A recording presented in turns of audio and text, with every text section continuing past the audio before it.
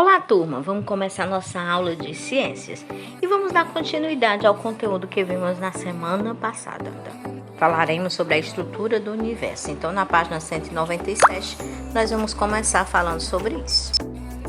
Além da Terra, diante da vastidão do tempo e da imensidão do universo, é um imenso prazer para mim dividir um planeta e uma época com vocês.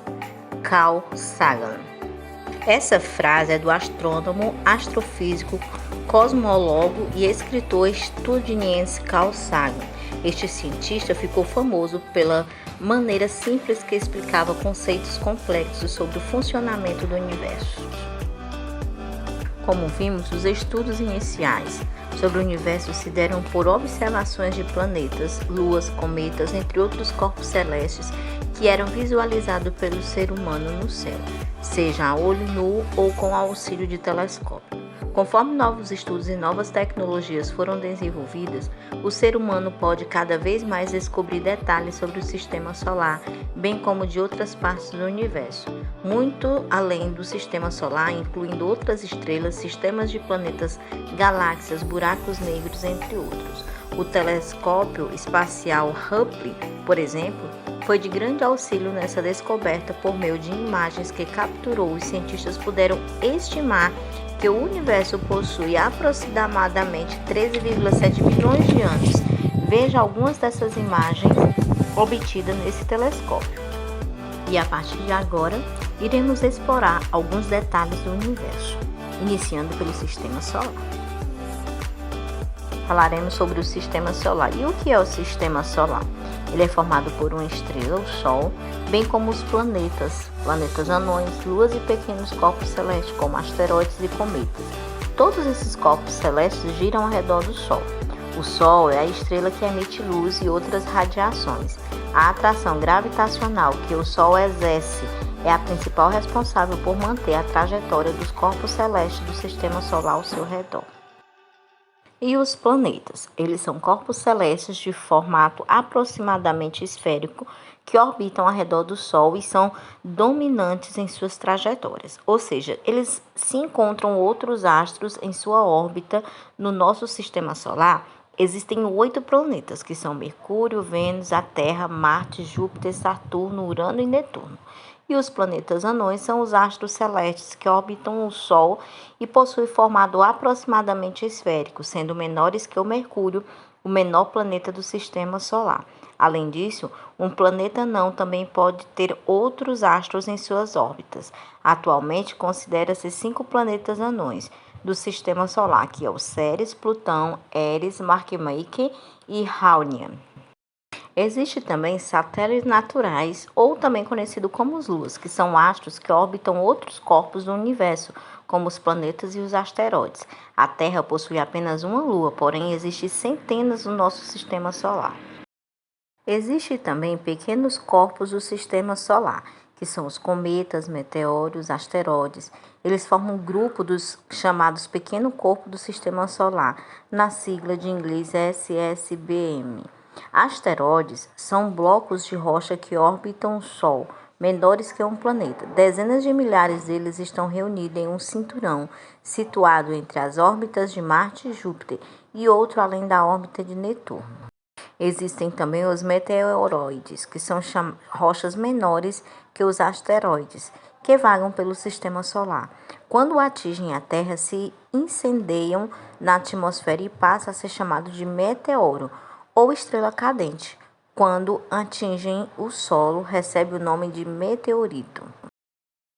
E falaremos também sobre os cometas, que são um corpo de massa pequena recoberto de gelo. Quando sua órbita passa próximo ao Sol, são iluminados e se aquecem, liberando poeira e gases que formam uma cauda típica.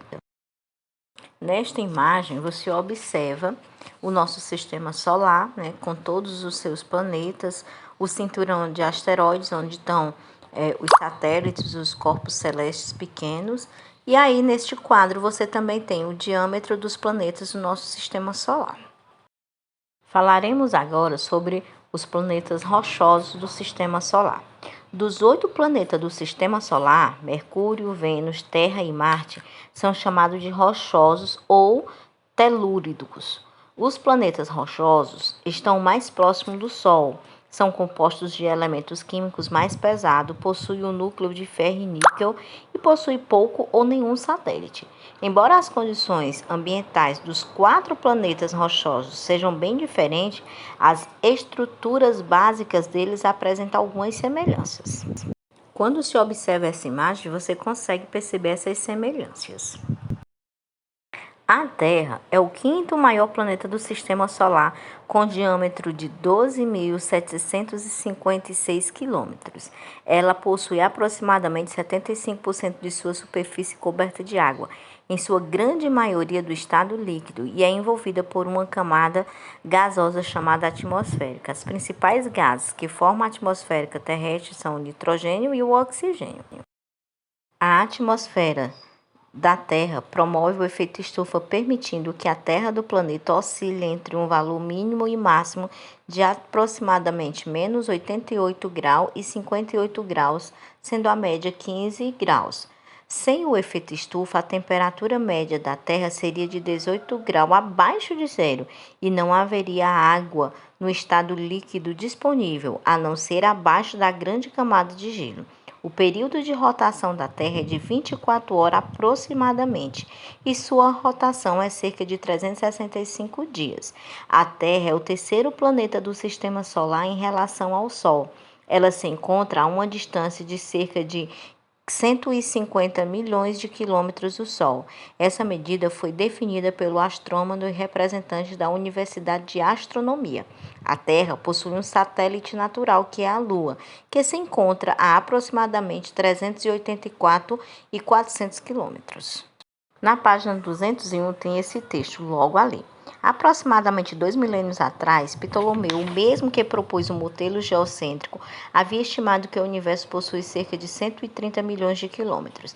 Apesar de ser uma enorme distância em relação aos padrões que estamos acostumados na Terra, atualmente sabemos que este valor é menor que a distância da Terra até o Sol, ou seja, menor do que uma UA.